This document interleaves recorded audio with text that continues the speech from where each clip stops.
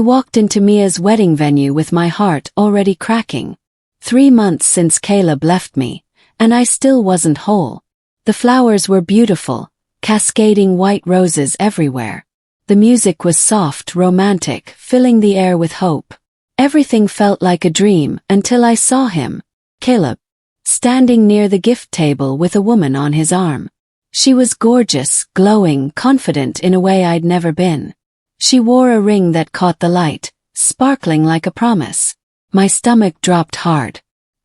He looked at me like I was a stranger, like our 2 years together meant absolutely nothing at all. Panic flooded my chest, making it hard to breathe. Mia rushed over, concerned, asking if I was okay. I lied through my teeth. I'm fine. I'm actually seeing someone now.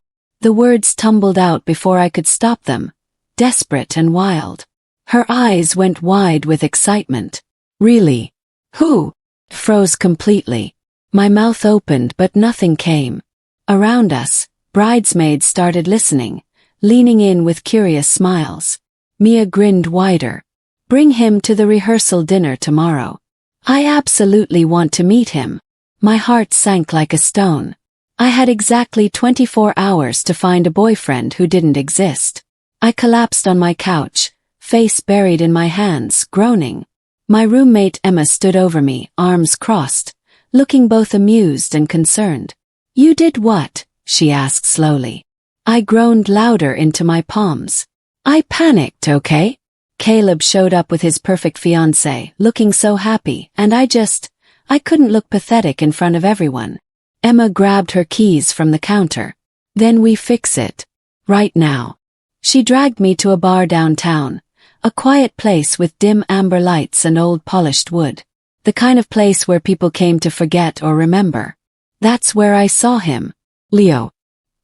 He was behind the bar, wiping glasses with slow, practiced movements, dark hair falling over serious, guarded eyes. Emma nudged me forward hard. I stumbled up to the counter, heart racing. I need help, I blurted out. He raised an eyebrow, still wiping. Drink kind or life kind? He asked, voice deep and calm. I took a shaky breath. Will you pretend to be my boyfriend for 2 days? He stared at me like I'd completely lost my mind. Then he laughed, short, surprised. But something in my desperate, pleading expression made him stop. He leaned forward, studying my face carefully. One condition, he said quietly, seriously.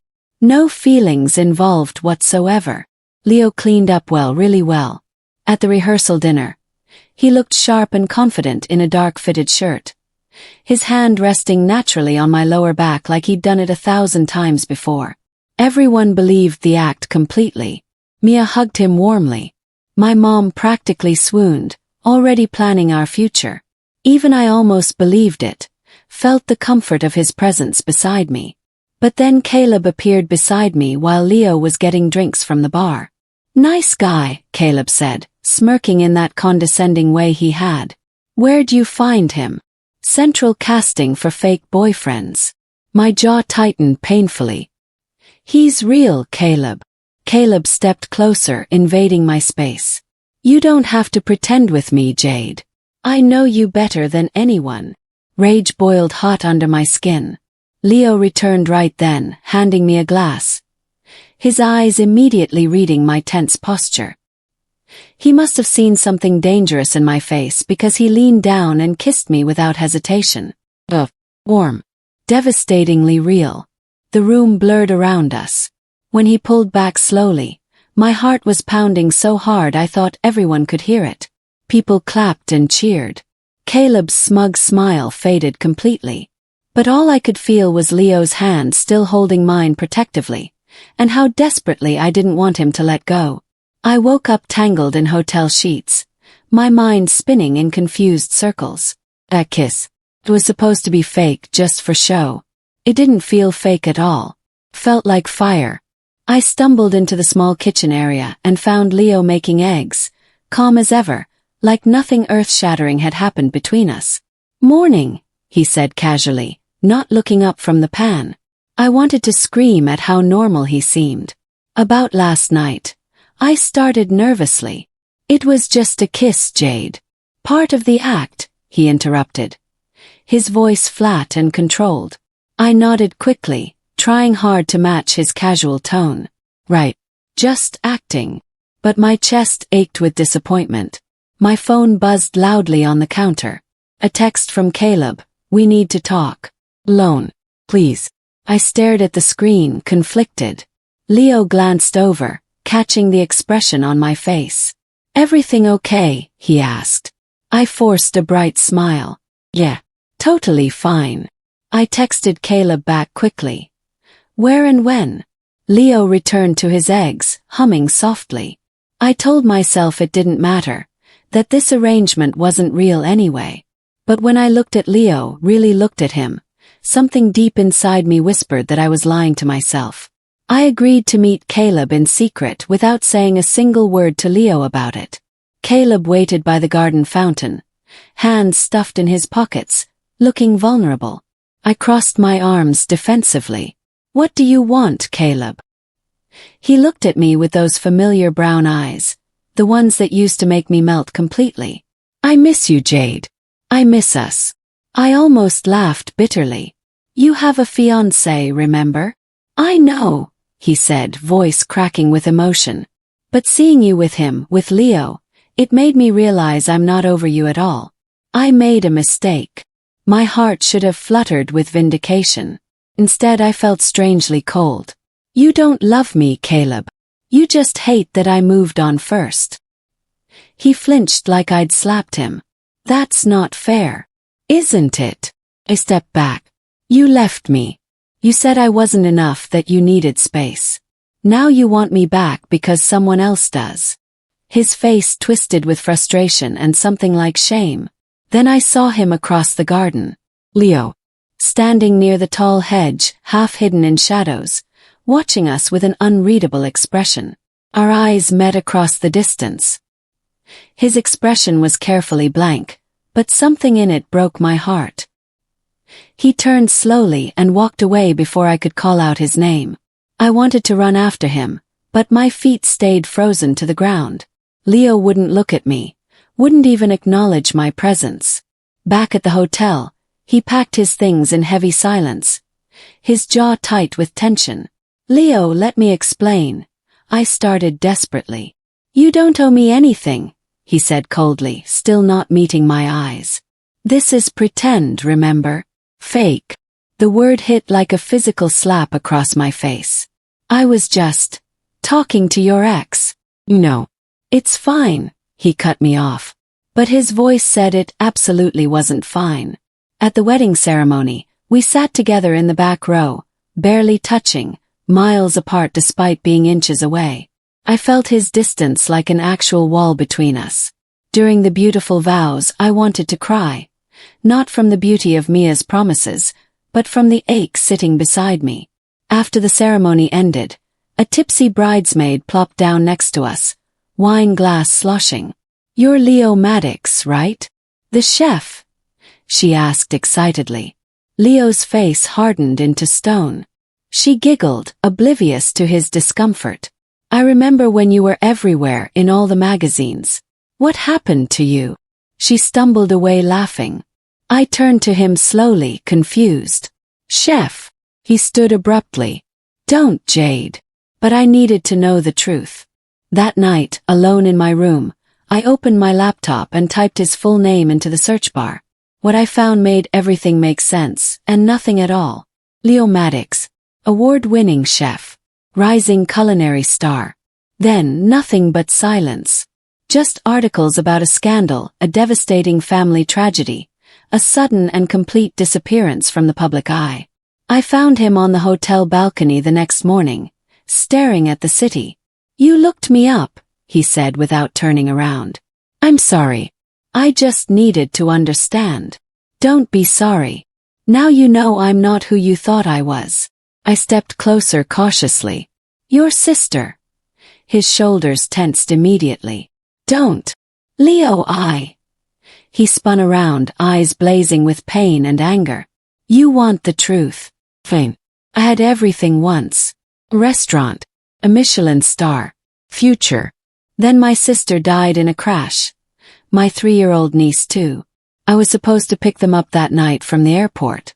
I didn't because I was working on some stupid dish. So I walked away from all of it, from everything I'd built. Silence hung heavy and suffocating between us.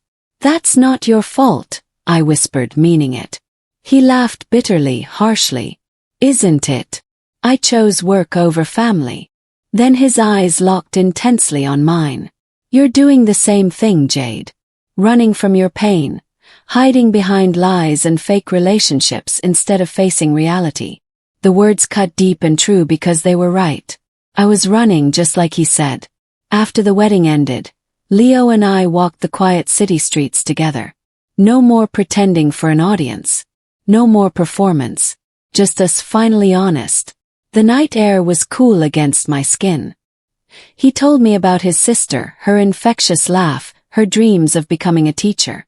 I told him about Caleb, the painful breakup, how small and worthless I'd felt afterward. Somewhere between streetlights and emerging stars, we stopped walking. He looked at me differently. Softer, searching, like he was seeing me for the first time. You're stronger than you think, he said quietly. My heart hammered against my ribs. So are you, Leo. We stood inches apart, the world fading. His hand brushed mine, sending electricity through my skin. I stopped breathing completely. He leaned closer slowly. Then a voice shattered the fragile moment. Jade. Caleb stood under a street lamp, hands in his pockets, looking miserable. I need to talk to you. Please, just 5 minutes. Leo's jaw clenched visibly. I looked between them, my chest tight with anxiety. Caleb, not now. It's important. Please. Leo stepped back immediately. His walls slamming up. I'll go. Leo, wait. But he was already walking away briskly. His silhouette disappearing into the darkness. I wanted to chase him, but Caleb was blocking my path. Caleb's eyes were red and puffy from crying. I messed up. I know I did, Jade. I crossed my arms protectively. Caleb. I was scared, he interrupted. Scared of how much I loved you, how vulnerable you made me feel. So I ran like a coward. And now I see you with him and... His voice broke dramatically. My heart softened despite myself, despite knowing better. Maybe he really did care this time. Maybe he'd changed. Maybe.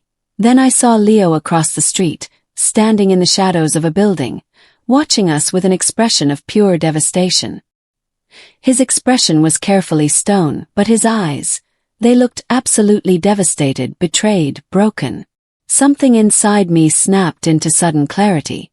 Caleb didn't love me, not really. He loved winning, loved the chase. I turned back to him firmly. I'm not your second choice. Not your backup plan. Not anymore, Caleb. I walked away without looking back. Caleb called after me desperately, but I didn't turn around. When I reached the spot where Leo had been standing and watching, he was gone. Just empty pavement and the echo of my breaking heart. He'd left without a word, without looking back at me, without giving me a chance to explain. And I couldn't blame him for protecting his heart. I'd hurt him by choosing to talk to Caleb instead of chasing after him. The weekend ended abruptly. Leo vanished completely. No text, no call. Nothing but silence. I returned to my apartment feeling emptier than before, hollower than even after Caleb left. Work was a complete blur of meaningless tasks. Friends congratulated me constantly on my new boyfriend, asking when they'd meet him. Emma asked when she'd see him again, excited about double dates. I smiled and lied smoothly, practicing my fake happiness. At night, I stared at my ceiling, replaying every single moment. The kiss, the almost kiss, the way he looked at me before walking away into darkness. I told myself it was for the best, that it was never real anyway. Just a performance for an audience. A mutually beneficial lie. Then, a week later, someone knocked firmly on my door. I opened it hopefully. No one there at all. But on my doorstep sat Leo's jacket, the one he'd worn to the wedding, smelling faintly of his cologne. A note pinned to it. You left this at the hotel. My chest ached painfully. That wasn't my jacket at all. It was his. He'd come here to my apartment. He'd left it intentionally. Why would he do that? I picked it up carefully, and something heavy fell from the pocket, landing on my floor with a soft thud. I invited Leo in when he returned for the jacket an hour later. We stood awkwardly in my living room, the air thick with everything unsaid between us. You didn't have to bring it back, I said quietly, holding the jacket. I was in the neighborhood anyway, he said casually. Liar. He lived clear across town. We stared at each other in tense silence. I wanted to say so much, that I missed him desperately, that I thought about him every single day, that the fake relationship felt more real than anything with Caleb ever had in 2 years. Jade, he started, stepping closer. My heart leapt hopefully. Yeah. He looked at me with such raw intensity one could barely breathe properly. Then he shook his head, stepping back. Nothing. I should go now. Leo, please. But he was already at the door, hand on the knob. Take care of yourself, Jade. The door closed firmly. I stood there, frozen, aching with loss. Then I remembered the jacket, the pocket. I reached in and pulled out a worn photograph. Leo with a beautiful woman and a baby, both smiling radiantly, both looking happy and alive. My stomach dropped sickeningly. Who were they to him? Why did he carry this photo everywhere? Was he married? Did he have a family I didn't know about? I showed up at his bar unannounced, photo clutched in my trembling hand. He saw me walk in and his face went deathly pale. Who is she? I demanded, slapping the photo on the bar. Leo set down the glass he was holding carefully. Jade, just tell me the truth for once. Please. His shoulders sagged under invisible weight. My sister. And my niece, Emma. God. She died 2 years ago, he said quietly, voice thick. Car accident on the highway. I was supposed to pick them up that night from the airport. I was working late, chasing some stupid culinary award that doesn't matter now. I told her to take an Uber instead of waiting. His voice cracked painfully. If I'd just left work on time, if I'd been there like I promised. Leo, it wasn't your fault at all. It was. And everyone knew it, the press, my family, my colleagues, everyone. So I walked away from everything. From cooking, from life, from everything that mattered. He looked at me with devastated eyes. That's why I disappeared from the culinary world. That's why I'm broken beyond repair. I reached across the bar and touched his hand gently. He didn't pull away this time. You're not broken, I whispered fiercely. For the first time he let me see all the pain inside. And he let me stay beside him through it. Come over tomorrow night, I said softly. Let me cook for you. He almost smiled, a ghost of humor. You cook. Terribly. Absolutely awful. But that's not the point here. The next evening, Leo showed up with expensive wine and immediately took over my tiny kitchen. I watched him work, mesmerized by the way his hands moved with quiet, effortless confidence. He wasn't performing or showing off. He was just him in his element. We ate perfect pasta at my tiny table. We talked about everything except us, dancing around the obvious. He told me about his favorite meals growing up. I told him about my worst, most disastrous dates. We laughed until our sides hurt, until tears streamed down our faces. When the plates were empty and the wine bottle was drained, we sat close on my couch. The space between us felt electric, charged. Jade, he whispered, turning to face me. I looked up, breath catching. He cupped my face gently and kissed me, slow, deep, achingly real. This time we didn't stop at one kiss. This time we let ourselves fall completely. I woke in his strong arms, morning sunlight streaming through my curtains. For one perfect golden moment everything felt exactly right. Like maybe we could have something real together. Like maybe broken people could still find wholeness in each other. Then reality crashed in hard. What are we? I asked, propping up on my elbow. Leo pulled away, sitting up and running his hands through his messy hair. Jade. We slept together. We've been spending time together, clearly feeling something. What does that make us? He ran a hand through his hair again nervously. We were pretending, remember? That's how this started. The words gutted me completely. That's what this still is to you. Just pretending. I don't know what this is, he admitted, not meeting my eyes. My throat tightened painfully. I wouldn't beg. Not again, not after Caleb. Right. Just a good performance then. I got up, pulling on clothes quickly. Jade, wait a second. It's fine. Really. I completely get it. My voice was steady, controlled, but inside I was screaming. He reached for me desperately. I stepped back, away from his touch. You should go, Leo. Now. Something flickered in his eyes. Regret, maybe fear, maybe longing. But he didn't fight me. He grabbed his shirt silently and left without another word. I locked the door behind him and slid to the floor slowly. I'd done it again, fallen for someone who couldn't love me back. Tears came, hot and bitter and endless. This time it hurt so much worse than Caleb. Because this time it felt devastatingly real. Because this time I'd actually let myself hope for something more. Caleb's text came 2 days later. I miss you. You deserve better than what I gave you. I stared at the words for a long time.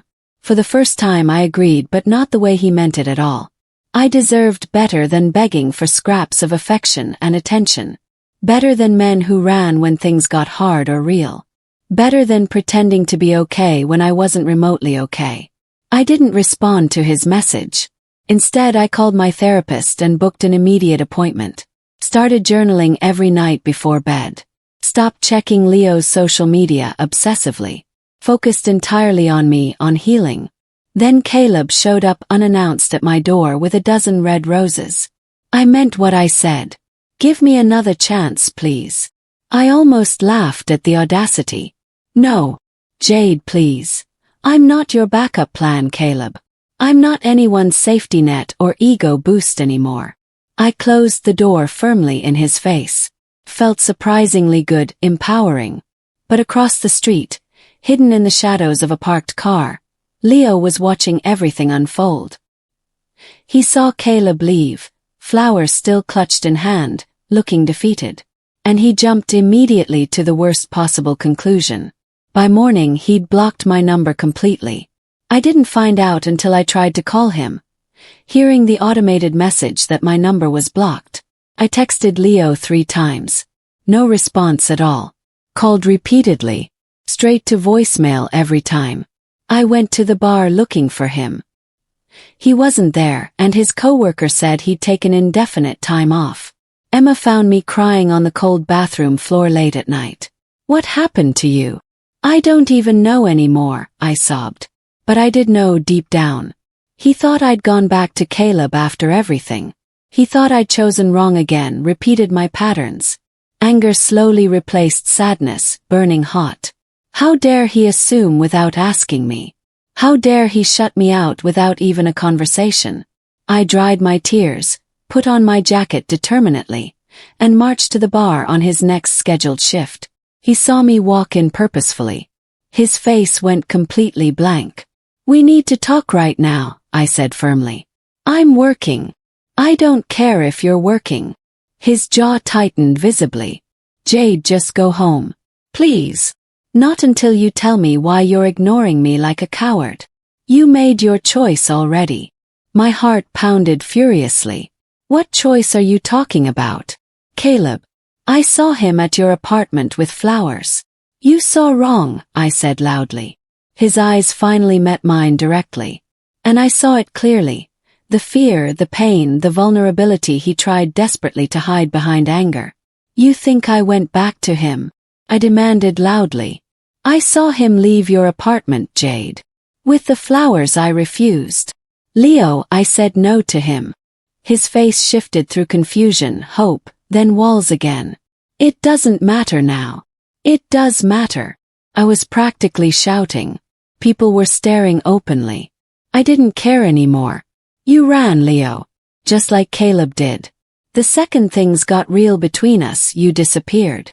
Because I ruin everything I touch, he shouted back desperately. Everyone I love I lose. My sister, my niece, my whole life, everything. That's not love talking. I was shaking with emotion. That's fear. You're so scared of losing people that you push them away first. Maybe I am. His voice cracked. Maybe I'm terrified because He stopped abruptly. The words hung in the air, unfinished and heavy. Because what? I whispered, stepping closer. He looked at me with such raw, unguarded emotion I almost couldn't breathe. Because I fell for you, he said, voice breaking. And I don't know how to do this without completely destroying it. Then he walked out mid-sentence, mid-argument, mid-confession, gone into the night, leaving me standing there alone in the bar. People whispered around me. I didn't move for several minutes, just stood there processing what he'd said. He loved me, and he was terrified of it. Weeks passed slowly. Then a month dragged by. I stopped expecting him to come back or reach out. I went to therapy religiously every week. Learned about boundaries, self-worth, unhealthy patterns I repeated. I started painting again, something I'd abandoned years ago after Caleb said it was a waste of time. I took a big promotion at work, something I'd been too scared to pursue before. Had regular dinners with friends, laughed again. Slowly, painfully, I started actually healing instead of just surviving. Emma asked if I was okay one morning. Getting there, I said honestly. And I meant it. But late at night, alone in bed, I still thought about him constantly. The way he laughed, rare and beautiful. The way he kissed me like I was precious. The way he said my name. I missed him terribly. But I also knew I couldn't save someone who wouldn't save themselves first. One afternoon after therapy, I found a letter in my mailbox. Real paper. Real handwriting. No return address at all. My hands shook as I carefully opened it. Jade, I don't know if you'll read this. I don't know if I deserve for you to. But I need you to know. I read every word through tears. Some sentences I read 3 times, memorizing them. It was the most honest thing anyone had ever written to me. The letter was raw, honest, devastating in its vulnerability. I loved you. I think I loved you from the moment you asked a complete stranger to be your fake boyfriend. I loved how brave you were, how real, even when you were lying to everyone. I loved that you saw through my walls and didn't run away scared. But I did run. I ran because I'm broken, Jade. Because everyone I love ends up hurt or dead. I told myself I was protecting you, but really I was protecting me from more pain. I've been going to therapy 3 times a week. Trying to fix what's shattered inside. Trying to understand that love isn't something to fear. It's something to fight for with everything you have. If you're still pretending, I understand completely. But if any of it was real for you too, if there's even the smallest chance, I want to try. I want to be real with you. The address below is where I'll be Friday at 7 p.m. I'll wait for you. Even if you don't come, I'll understand. Even if you've moved on, I'll understand. But I had to try. Leo the First read it 5 times, crying harder each time. Friday at 6:45, I stood outside the address. A small storefront with warm lights glowing and a handwritten sign. Invitation only. Private event. My heart hammered against my ribs. Through the window I saw Leo clearly. He was cooking, focused, moving with that quiet grace I remembered so well. Pop-up restaurant. He'd started cooking again after 2 years. For me. I almost turned around and walked away. What if this was a mistake? What if we hurt each other again and again? But then I thought about the letter, about his confession, about the way he looked at me like I mattered more than anything. I pulled open the door decisively. A bell chimed softly. Leo looked up immediately. Our eyes met across the room, across the distance. He froze completely, knife in hand. Neither of us spoke a word. The air between us felt alive, electric, absolutely terrifying. He set down the knife slowly, carefully. I took 1 step forward, then another. He didn't move, just watched me with an expression so vulnerable it made my chest physically ache. I stopped a few feet away from him. Still we didn't speak at all. Just look. Just breathe. Just hope desperately. The moment stretched between us like elastic, ready to snap. "Hi," I finally whispered. "Hi," I said finally, my voice barely audible. "Hi." His voice was rough, emotional. "You came. You wrote." A small, broken smile crossed his face. "I did." We stood there, the weight of everything between us, all our pain and fear. "I'm scared," I admitted honestly. "Me too." "Terrified." "How do I know this is real?" I asked, needing to hear it. "How do I know you won't run again when things get hard?" He stepped closer, closing the distance.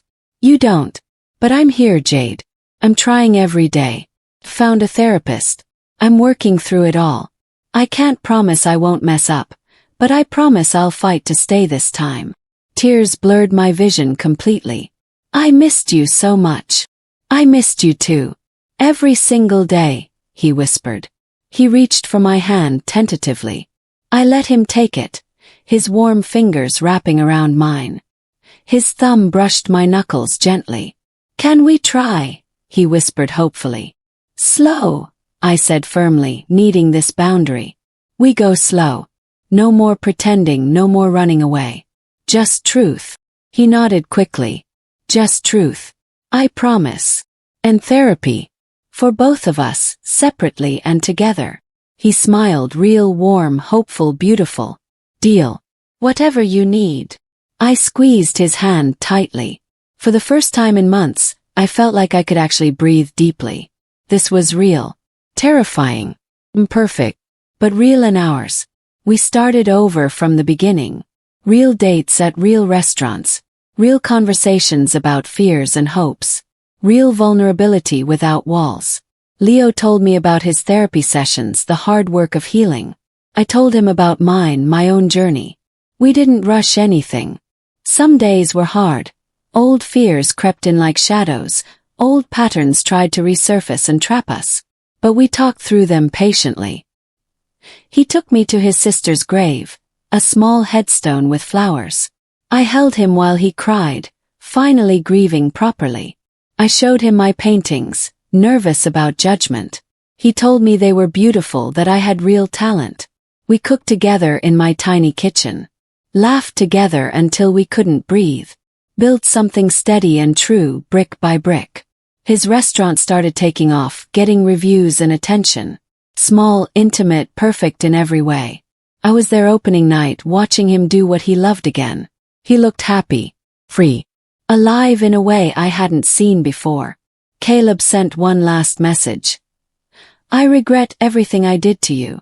I deleted it immediately without responding. That chapter was closed forever.